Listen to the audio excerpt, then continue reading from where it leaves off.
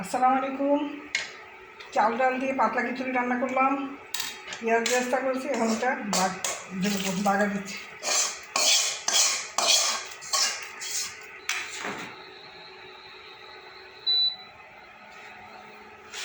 আমাদের এই পাতলা খিচুড়ির রেসিপি আলু ভিট ফ্যামিলি ব্লগ চ্যানেলের মধ্যে আছে। আপনার ইচ্ছা করলে চ্যানেলে গিয়ে দেখতে পাবেন পাতলা খিচুড়ির রেসিপি।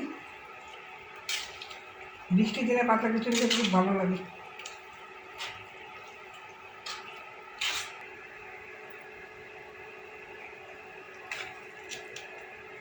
চ্যানেলে অবশ্যই একটা করে লাইক করে দেবেন সবাই। সাবস্ক্রাইব করতে ভুলবেন না। সাবস্ক্রাইব করেননি যারা, সাবস্ক্রাইব করে দেবেন। সাবস্ক্রাইব করে আলি ভিট ফ্যামিলি ব্লগ এই চ্যানেলের সাথে আপনারা থাকবেন, আমাদের পাশে থাকবেন।